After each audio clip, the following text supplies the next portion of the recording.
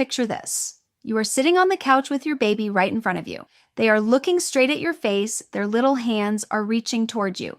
Their eyes are searching for yours, wide open, waiting, completely focused on you, and you are on your phone. Maybe someone sent you a message. Maybe you are checking something quickly. Maybe you are just scrolling for 30 seconds. The way every single human being does in 2026. You look up, you smile, you are back, no harm done, right? Here is what neuroscientists discovered when they put brain monitors in that exact ordinary moment. And what they found is something no parent is ever prepared to hear. And before you click away thinking this is another guilt trip about screen time, stop, because it is not. This video is not about judgment. And it is not about telling you that you are failing your baby every time you check a notification. Found is something no parent is ever prepared to hear. This is about biology. This is about what is literally happening inside your baby's brain in those moments. And once you understand the biology, everything changes. In this video, I am going to show you exactly what happens neurologically inside your baby's brain when your face disappears step by step, backed by real published research. I am going to show you the experiment that stopped developmental psychologists completely cold when they first saw the results.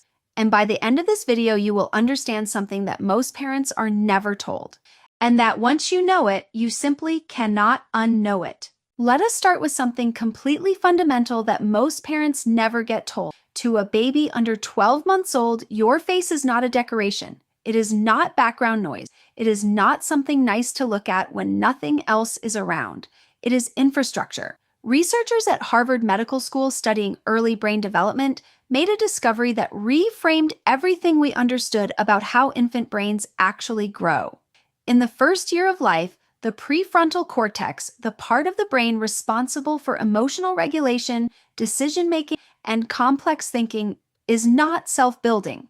It is co-building, meaning it does not grow on its own. It grows in direct response to another brain, specifically yours. Every single time your face is present and responsive and reading your baby's brain is using that signal like a scaffolding. Neural pathways are being laid down. Emotional architecture being built, not as a metaphor, literally. Your face is actively building your baby's brain in real time. So what exactly happens the moment that face disappears behind a screen? In 1975, a researcher named Dr. Edward Tronick at Harvard University designed one of the most disturbing experiments in the entire history of developmental psychology. It is called the still face paradigm. And the setup is almost uncomfortably simple. A mother sits across from her infant and interacts completely normally. She smiles, she responds, she talks, she is fully present. The baby is happy and engaged and staring up at her face with complete and total attention. Then, on cue, the mother goes completely blank. Eyes open, face empty, no expression, no response, nothing behind them at all. What happened next in the 2 minutes that followed became one of the most studied sequences of behavior in all of child development. The baby immediately noticed. They tried everything to bring her back. Big smiles, pointing, reaching, vocalizing, all the things that always worked before, nothing. They tried even harder. And then within 90 seconds, most babies began showing measurable physiological stress response. Cortisol spiked in their bloodstream. Heart rate rose. Some babies began crying. Others went completely flat and quiet in a way that mirrored the mother's own blankness. Now here is the part that almost nobody talks about. Dr. Tronick did not design this experiment to study neglectful mothers or absent parents. He designed it specifically to understand what happens in completely ordinary, everyday moments of disconnect. Moments that look exactly like what happens every single time your face disappears behind a phone screen. In 2014, researchers began studying something they specifically named the iPhone effect. They observed real families in natural everyday settings and documented in precise detail what happened to infant behavior every single time a caregiver picked up their phone. What they found was not subtle and it was not small. When a caregiver picked up their phone, even briefly, babies as young as 6 months showed immediate and measurable changes.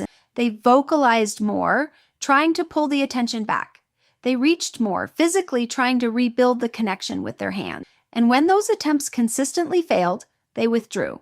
Not dramatically, not with screaming or obvious distress, quietly.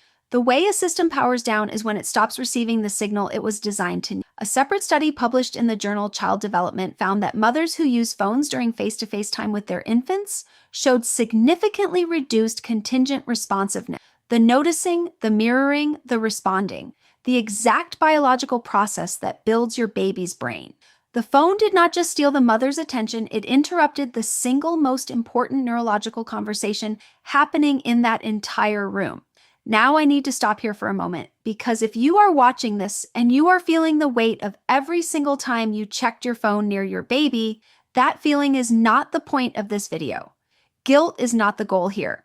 Understanding is. Because here is what the same researchers are also very clear about. A baby's brain is not damaged by moments. It is shaped by patterns. One distraction does not rewire a developing brain. What matters is what happens next. Because researchers also discovered something they call rupture and repair.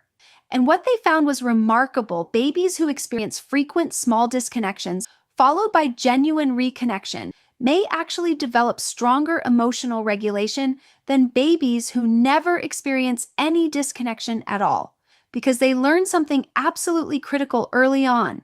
That connection can be lost and found again, that reaching works, that the person always comes back. You were never designed to be a perfect presence machine.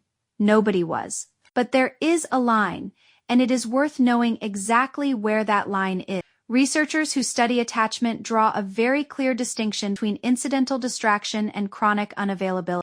Incidental distraction is normal. It is human. It is unavoidable.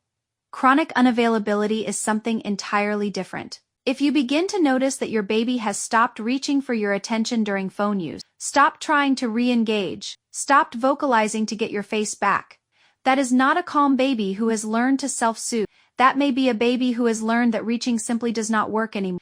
Developmental researchers call this a disruption in the attachment signaling system. This is not a reason to panic. This is information, and information you can act on starting today. So what does the research actually suggest doing? Not phone bans, not impossible, perfect presence. 3 simple things backed by the exact same developmental science. The first is what researchers call the reconnection ritual. When you look up from your phone, do not just silently actively reconnect, make direct eye contact, say something to them, touch them. Give your brain and your baby's brain 10 full seconds to resynchronize. That deliberate moment of return is not small or insignificant. It is the repair that research shows builds resilience directly into the developing brain. The second is phone-free anchors, not hours, not all day. Just specific protected moments. Feeding time, the first 10 minutes after they wake. Bath time. Concentrated responsive interaction has an outsized measurable effect on prefrontal development compared to scattered interrupted presence. The third is simply this. Watch the reaching. Your baby will always tell you when they need your face back. The reach, the escalating sounds, the vocalization. When you see it, respond. Not perfectly, just enough. Here is what I want you to carry away from everything you just heard. Your phone is not the enemy of your baby's developing brain.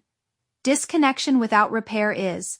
And there is a profound neurological difference between a parent who is sometimes distracted and always returns, and one whose face has slowly become unavailable. You are the most sophisticated brain-building technology your baby will ever encounter in their entire life. Not an app, not an educational program, not a toy designed by experts. You, your face, your response, your return. Every single time you look up and find them, you are showing their developing brain that the world is responsive, that signals are received, and a brain that learns that early, and learns it repeatedly, carries something into every relationship and every room it enters for the rest of its life.